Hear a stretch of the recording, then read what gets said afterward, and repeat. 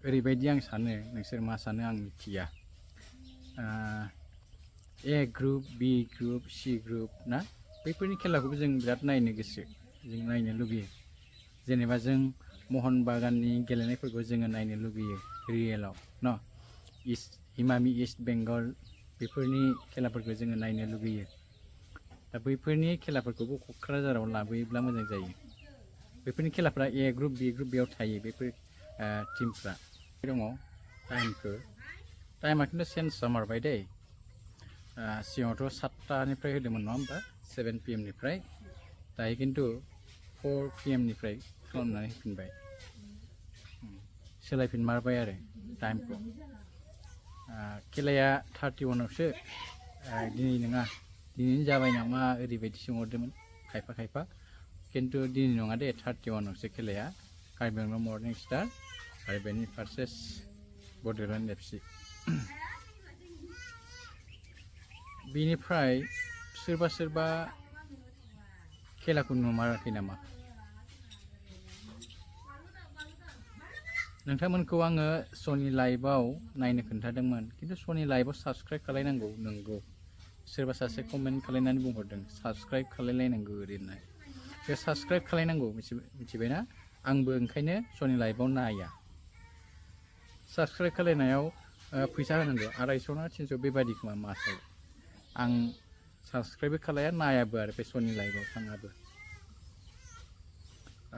जिअ टिभिनि sports 2आव आगोलाव नुदोंमोन खिन्थु एबार नुदोंना नुवाखैथाय बेखौ आं मिथिया नोंसोरो ट्राइ खालायबानो जाबाय जिअ टिभि बेयाव थांनानै स्पर्ट्स 2आव ट्राइ खालायहैबानो जाबाय दा बेफोरजोंबो जाथ्राब्ला मोनसे खायदा दङ आंनाव नोंथांमोननि वाट्सएप नाम्बारखौ नांगोन आरो खिन्थु नोंथांमोननिखौ नोंथांमोना हराब्लाबो आं डेसक्रिप्शनाव आंनि फन नाम्बारखौ होना होगोन बेयाव नोंसोरो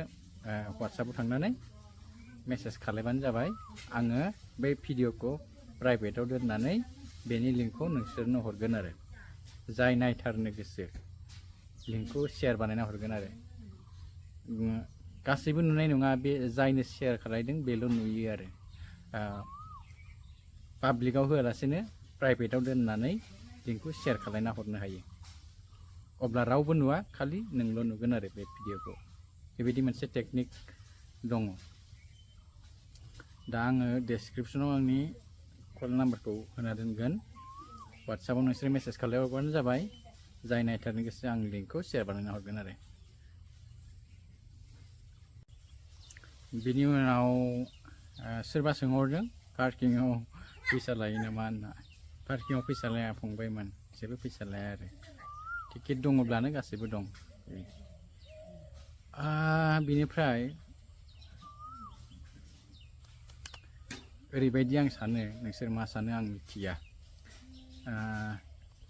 ए ग्रुप बी ग्रुप सी ग्रुप ना बैफोरनि खेलाखौबो जों बिराद नायनो गोसो जों नायनो लुगैयो जेनेबा जों महन बागाननि गेलेनायफोरखौ जोङो नायनो लुगैयो रियेलाव न इमामि इस्ट बेंगल बेफोरनि खेलाफोरखौ जोङो नायनो लुगैयो दा बैफोरनि खेलाफोरखौबो क'क्राझाराव लाबोयोब्ला मोजां जायो बेफोरनि खेलाफ्रा ए ग्रुप बी ग्रुप बेयाव थायो बेफोर टीमफ्रा खिन्थु दिनैसिम जोङो बोसोरथाम जाबाय ना बैफोरनि खेलाखौ जों नुनो मोनाखै दा आसा खालामदों फैगौ बोसोरफ्राव जोङो महन बागाननि खेलाफोरखौ नुगोन क'क्राझाराव इमामि इस्ट बेंगलफोरनि खेलाखौ नुगोन क'क्राझाराव ना बेफोरबायदि गोरा जायफोर टीमानोखि चेम्पियन जाबाय थायो बेफोरबायदि टीमनि खेलाखौ नुगोन होननानै आसा खालामबाय जों क'क्राझाराव बड'लेण्ड एफसिखौ दस्रायाव हरलायदो आरो ना दस्रा स्टेडियामाव हरलायदो जेनेबा कलकाताफोराव हरलायदो बैसोरबो नायथों बड'लेण्ड एफसिनि खेलाखौ बैसोरबो मिथिथों नङा होमबा बे आरो बेबायदि खालायोब्ला आंनि थाखाय आंनि साननाय बायदिब्ला बेबायदि खालायोब्ला मोजां आरो